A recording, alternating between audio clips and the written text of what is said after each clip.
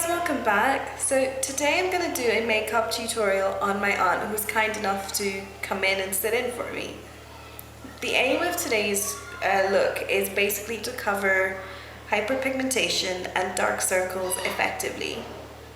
Now we find that with, like myself included, with a lot of us Indian gals, Indian women, we tend to be quite prone to dark circles and they're really difficult to cover up. And so that's what I'm going to try and do today, to show you how I would cover up her dark circles and her hyperpigmentation using the products that I have, but also for her to feel like she hasn't got makeup on, because she doesn't wear makeup every day. She barely wears makeup, to be honest. She doesn't want to feel like she's got a face caked full of makeup, and so that's my aim today, to give her a flawless finish but without the feel of makeup on the skin. So if you want to see what I do, please stay tuned.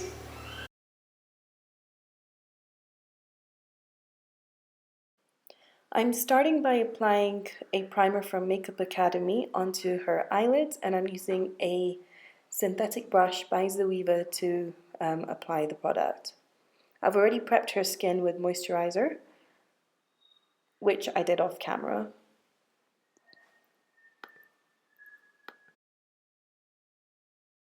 And I'm taking the same primer onto her lower lid. This is just the area where I'm going to be applying the corrector.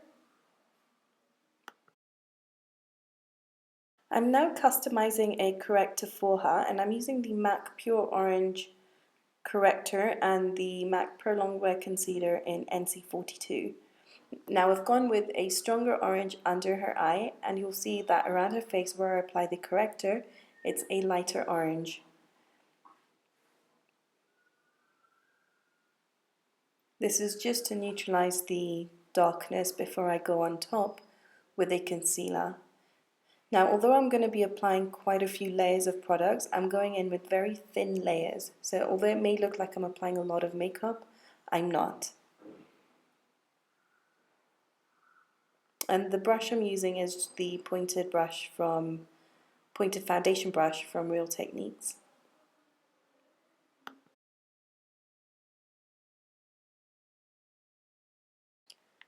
I'm making sure to cover all the areas where there's darkness, and in particular I'm going right up to the lash line.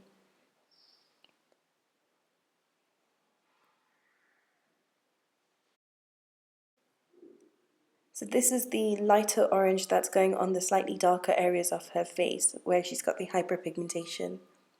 Now these areas are not as dark as those around the eye, and so I'm using a lighter concealer, lighter corrector to neutralize that.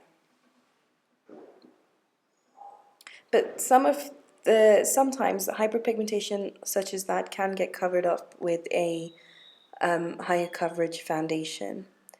Now for her concealer, I'm using a really full coverage concealer, and it's a mixture of MAC Pro Longwear Concealer in NW35 and the Meron Cream Foundation, and I think the shade of the foundation is medium dark. And again, I'm just applying that with the same brush onto the areas where I put on the corrector, and I'm patting the product on because I don't want to move the corrector underneath, and I don't want them to combine to just become a big orange mess. So I'm just placing the product on by tapping it on where I've put the corrector, and then I'm going in with a damp beauty blender just to blend that into the skin and really push the concealer into the skin so it looks natural and it feels natural. Now I'm applying her foundation once again with the beauty blender, and the foundation I'm using is it's a combination of the Meron foundation and MAC Face and Body. Now because she's got dry skin, the face and body gives a little bit more of a dewy finish rather than a matte finish, while the Meron foundation leaves a matte finish to the skin. And the Meron foundation has the coverage that I want to cover any of the hyperpigmentation.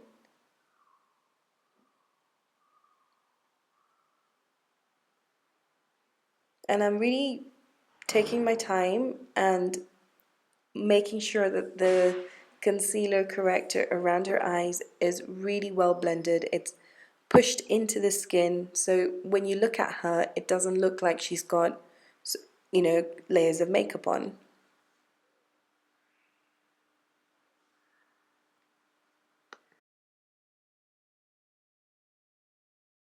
Now for her eyelids, I'm using the MAC Paint Pot in Soft Ochre, and this is going to further neutralize any of the discoloration on her eyelid. And it's also going to work as a base for the eyeshadow that I'm going to apply next. And I'm using the same brush that I used to apply the first primer, just to blend this out. And then taking the gold shade from the MAC Warm Neutrals palette, and I'm applying this with a MAC, I think it's a 275 brush, which is a slightly angled brush and a little bit more fluffy, so it's not going to give me a very intense application of color. And I'm applying this all the way up to her crease, just on the mobile lid. To add a little bit of warmth onto the crease of her eye and the outer corners, I'm applying this mineralized skin finish by MAC in dark, which I'm actually going to use as a bronzer on her later on. And I'm applying this with a really fluffy brush because I want a very light diffuse application. I'm now going to line her upper lash line using a brown pencil by MAC, and this is in the shade Coffee. This is just a dark brown color. I opted to use brown rather than black. And all I'm doing is lining really close to her lashes, and I'm filling in between her lashes as well, just to add a bit of definition to her eyes.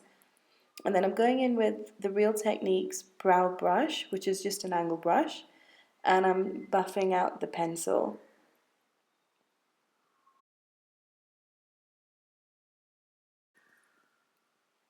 And then just to blend everything in together, I'm going back in with the MAC 275, and I've not taken any extra product. Whatever's on the brush, I'm just using that to blend everything in. Using the same brown pencil, I'm lining her lower waterline and just the outer corners of her lower lash line. And I'm going to blend this in using the Real Techniques brow brush again. But I'm also going to add a hint of gold, and I'm using Amber Lights from the same palette, just right below the lash line, just to brighten that area up a little bit more. So when you look at her, you can't really tell that there's an eyeshadow, but it looks just a little bit bright on her. And then brushing out her eyebrows with a spoolie just to get rid of any foundation or any other product that's on there. And going in with a brow gel. This is by Illamasqua, and it's in the shade Strike. I'm just filling in her brows where they're sparse. Now with all the foundation concealer on her face, if I didn't do this, her brows would look unfinished. Now going back in with the Mineralized Skin Finish in Dark, I'm just bronzing up her face, just adding back the definition that I've taken away using the foundation. So it's just a little bit of color onto her face and nothing else.